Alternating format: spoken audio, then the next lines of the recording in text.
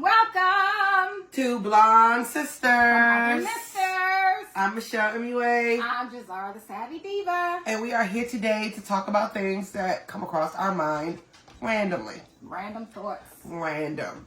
First, I want to say happy anniversary. Thank you. Thank you. It is my sister and my brothers, and they're not related though. The way I said it, it will sound like they're related. But yeah, no. Their anniversary of 1 year being married. It went He so and his fast. ex-wife were cousins. It's so fast. Oh, help me. The year went by really, really fast. It did. And I'm so excited for you all. Yeah, it did. I cannot believe it's been a whole year. He feels like he's been here forever. Yeah. Do you feel like you're still in the honeymoon phase? I don't think we ever got to do the honeymoon phase. We lived together for a few years before we got married. And then it was kind of like, okay, we're married today. My name changed, but today's Tuesday. So it was... But I will say you two still date. So yeah. That is part of like the courting and the honeymoon phase. We do go out. Of a relationship. Mm-hmm. So you definitely do still date each other. Yeah, that was one of the... And most of the time, if my honey can't join, I'm always clock blocking them and being the third wheel. No such thing. One of the older people that I know, they've been married a long time, offered advice without me asking for it, but it was welcome. And she said, make sure you two spend time together on a regular basis. Yep. Even when you're not happy, plan a night. Like, make it a night. And so we used to have Wednesday nights as our date night. And then we just have what we call Michelle and James Day, whatever day that is. So if I'm off, we'll go do something like we'll go down to King's Spa or to the Valiant Spa for the day. Or we'll go do something fun we haven't done before. What was the so I bought you a pillow for your bridal shower. Yeah. It was two-sided. It was like, not tonight. Yeah. And I don't know what the other song was.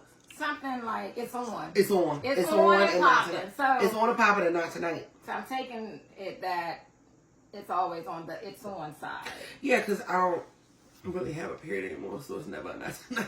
Oh my goodness. Unless we're beefing, and we literally only had one fight where I went to bed with all my clothes on, and you woke up without them on. No, I woke up with them on. I remember he came and got in the bed, and he went to get in under the covers, and he was like, "Oh shit, you mad?" Don't touch me. I had on myself real tight. I had on sweatpants, underwear, socks, a t-shirt, sweatshirt. No, I was mad. But you wasn't sweating. That Scorpio mad is like real spiteful. Like, I'm hot as hell, but I'm not gonna let him win this one. I was hot. I was hot in both ways. And he's like, "Oh, you mad? Mad. Don't touch me. Don't even look my way. Matter of fact, I'm putting this border right here. Oh yeah, there was no way of getting around it. No way. Wow. That was one night. And this was before the official wedding, or after? I think it was before. Okay. Like when we first moved in together, because I was still you'll get it on camera, but I'll never admit it again out loud. I'm a reformed asshole. Not a reformed. I have asshole tendencies. It's good when we can recognize our own flaws. Oh no, I have asshole tendencies. I would have beat my own ass. You know, I'm like, what? Yeah, I had asshole tendencies. So, we never really fought, but in retrospect, second time around, you're always thinking about, what could you do better, than the first time. Mm-hmm. And I remember all the things that my grandmother, my father's mother, used to tell me. She was the one that was married the longest. She and my grandfather, married when she was 15. He was 18. 15? 15. Wow. And the way back in the days, people, got married down south whenever they wanted to. So my grandmother got married to my grandfather at 15. He was 18. He was I can't remember if he was working at the sawmill or he was doing some like physical labor or something like that. Mm-hmm. And so they've been married a very, very long time. And I remember when I got married the first time, my grandmother like sat me down with all the old ladies in the family and was like, these are things you need to know. So we sitting around a table in my grandmother's kitchen in South Carolina. Was you taking notes or you was just mentally taking notes? I was listening because I thought, what these old ladies will tell me. But I actually remembered the majority of it. So my grandmother, my aunt, my great aunt, and some neighbors were all there, and they were sharing various things. And I remember what stuck out to me was my grandmother said, "Never go to bed angry." Yep. Because if you go to sleep and he doesn't wake up, you'll be devastated. Yep. So never go to bed angry. I'm like that about on the phone too. Like I'm always thinking like, what if something happened after we hang out? So yeah. And then she was like, "Don't go to bed with clothes on. He don't want none of that mess. Don't put on that itchy ass lingerie. None of that. Don't do it." Right. So that's what stuck to me. And in my old age, I have come to the conclusion that I don't like clothes. I was a nudist in my former life, and I really don't want to wear any clothes. So I really want to get to a place where my home is where everyone in it is self-sustaining, in which they can live in their own domicile. Mm-hmm. And I can walk around my house the way I desire. And that's when you will become an empty nester like me. I cannot wait to randomly walk through and go get a drink of water in the middle of the night, bucket naked. So that can be another episode, the empty nester, because I struggle, but we can talk about that at another time. So, anywho, it's now time for my favorite part, crazy ass news. Let me pull it up. We need some jingles and yeah. So, people. Okay, what are we talking about? There is a new trend called the cry spa. Cry spa? Cry. C-R-Y, cry spa. I don't think I could go to a spa and cry. Oh, girl. I'm not going, and they're not getting my money. So, I found an article, and they have these new pop-up cry spas. And there's one or several in New York City. And so this lady writes this article, and so it's by Asia Grace. I cried for fun at New York's first pop-up cry spa, then went back to work like it never happened. I got questions. I got so many questions. So, if crying was a superpower, I'd be saving the world right now. My nickname would be Battle Baller, or maybe Honey Boo-Hoo. I'm a crybaby, not a whiner, not a drama queen or a spoiled brat, just emotional. I weep at weddings. My eyes water, and rewatch. My eyes water after rewatching that episode of The Fresh Prince of Bel-Air when Will's dad leaves him high and dry. Oh, yeah. Well, I get a little weepy at that. Yeah. But when I went to Saw Parlor, that's the name of the place, a pop-up cry spa that recently hosted an event on West 71st Street. So if you live in New York and you want to go to the cry spa, and this article came out like 2 days ago. It's on West 71st Street. It doesn't give a cross street. No tears, no tissues needed, nothing. At least not initially, she says. Anthony Velati, Saw Parlor's founder, introduced the concept of cathartic well sessions in the city in November. The 6 tearful fetes he hosted over the past 4 months have been held in various locations across Manhattan, including community centers, art galleries, and office rental sites. The 31-year-old Upper West Sider explained that to post that for $20, Gothamites in need of emotional release can book a 30-minute appointment in a private cry room where they are welcome to come and sob on your lunch break and then go right back to work. Oh, come on now. It's neither group nor individual therapy. In fact, Velati and his team are two staffers asked guests to sign waivers acknowledging they won't be receiving any psychological support or counseling. Although Sao Paulo does boast an on-call licensed therapist who is able to help if crying client begins experiencing mental health crises. Instead of his fledgling imprint, this is working.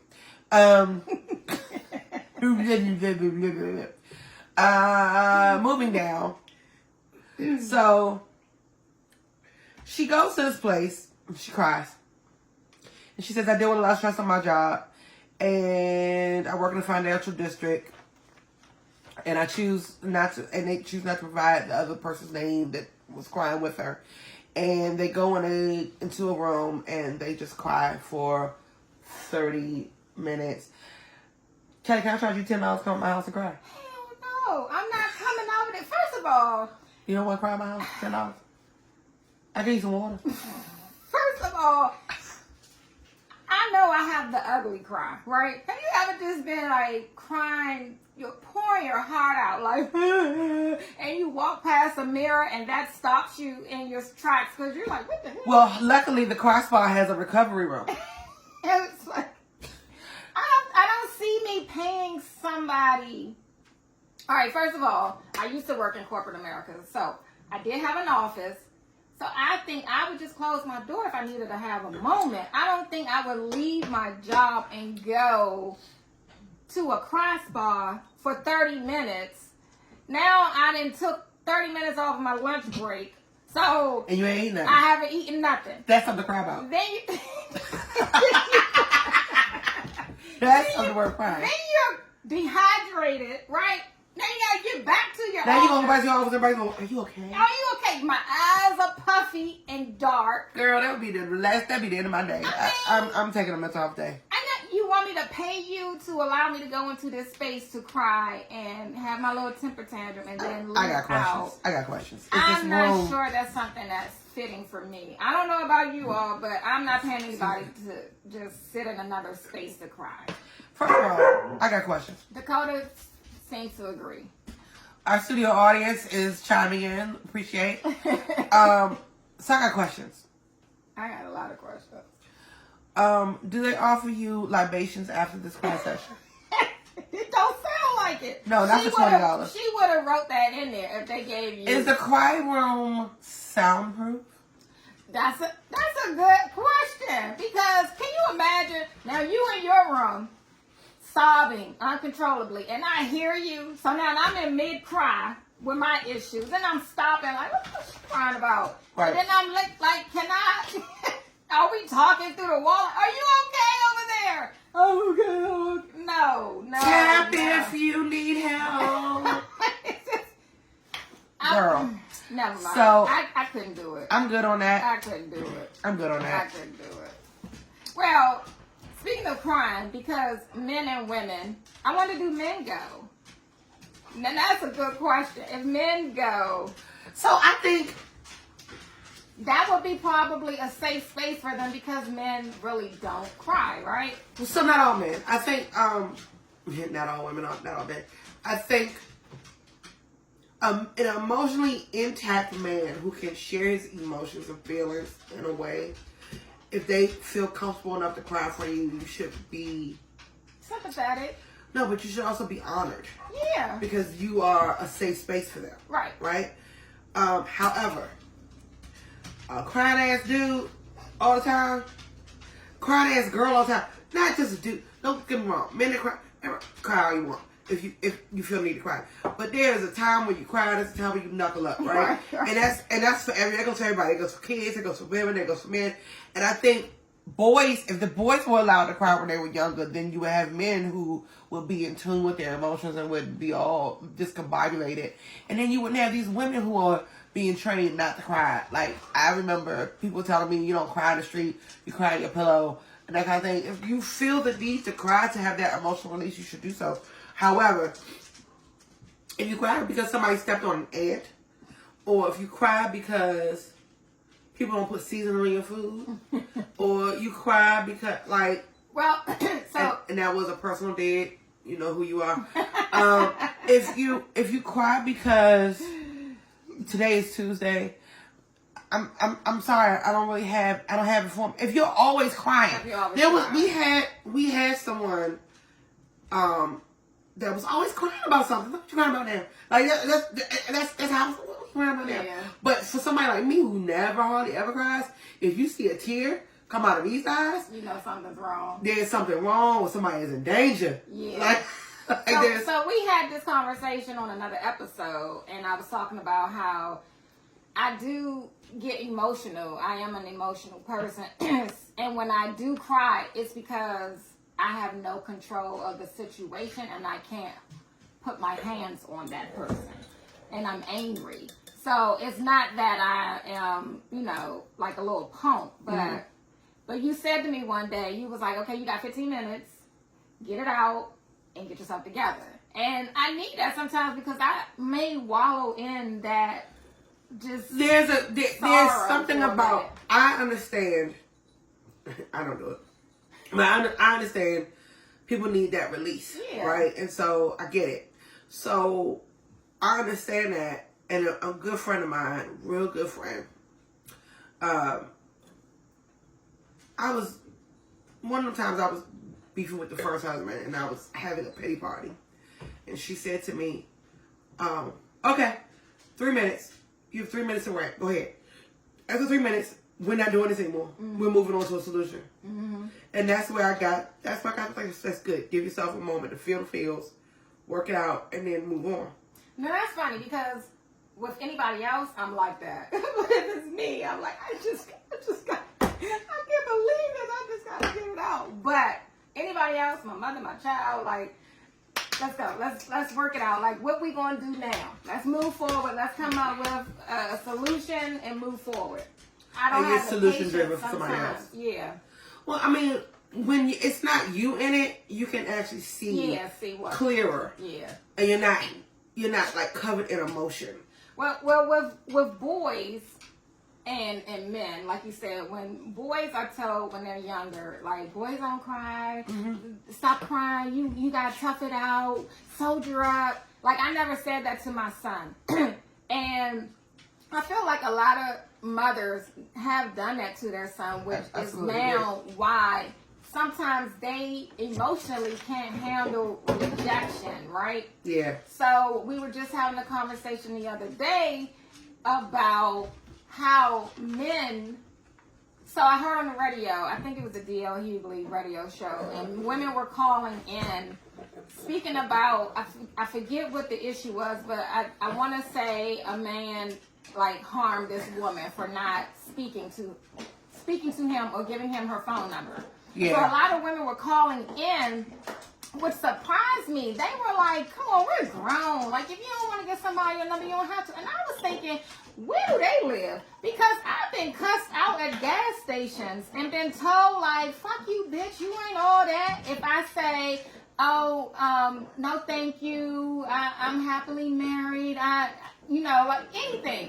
They're like cussing you out. And I really understood, like, the women who were calling in, like, normally I'd take their number because I don't want them to do something and pull the gun out and shoot me, because it has happened. And I'll just tell my husband, when I get home, I gave this guy my number, and then I'll just block it. So I'm feeling like a lot of the women that were calling in saying that, oh, we're too grown for this, men should be able to take the word no, and they haven't been, first of all, they're not probably in the city that we live in. And secondly, they haven't been approached by that type of person who can't handle rejection and feel like they need to just take out their issues on this woman because she said no thank you. I have had a man, like, in my face, I'm like, okay, let me just give him my number. And then he will call it standing right there in front of me. And I'm thinking, I'm glad I gave him the right number, because if I didn't, how would that have turned out? As soon as he walked away, I just block it. So I've never had that happen to me recently. I think I have that look on my face of I'm not one to play with. So they don't really like play with me too tough, but they like play with my kid. And one time, my daughter and I were in the I don't know, we went to the grocery store. I think we went to the grocery store. Anyway, it doesn't matter. Anyway, we walking down. This guy kept talking to her, and kept like following her around the store. And she said, "Mommy, this guy keeps following me." And so I was like, "Can I help you, sir?" And he was like, "Yeah, I'm talking to her." And I was like, "But I'm talking to you." And he was like, "Well, I'm talking to her." I was like, "This is my child. She is," and I put her behind me. I'm like, "This is my child. What can I do for you?" Right. Like, well, why You're a grown ass man talking to a little girl. Well, she a little like girl. And then I came out of myself a little bit, said some words that I don't like to say on camera. And then I promised him if he didn't back off, I would call her father, and he wasn't gonna be happy. And you threatening me, whatever. I'm not threatening you. I'm making you a promise that if I call her daddy, because he's sitting in the car waiting on us in the parking lot, he will come in here and you will not be happy. And that became a thing. So we got in the car. We talked to her dad about it. Her father, I can't remember all the details, but it was one of those times where he was like, "Well, you shouldn't have had on such and such," and I was like, "No, cut it out, cut it out. You don't get to do that." No, right? And we've had instances where Amina's had our daughter's Amina. Hi. When Amina's had company coming over, and their company, they were grown. Their company was dressed a little provocative, and I asked for them to put on a different shirt or whatever. And I've since apologized because that's part of it. Me being a parent of cover up because there are men coming. Yeah.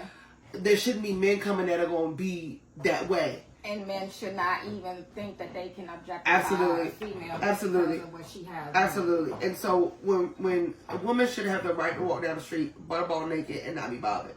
Do you remember when Erykah Badu did that? I remember when Erykah Badu did that. Speaking of Erykah Badu, shout out to Erykah Badu. I know the Beyonce Hive, the Beehive is going after her.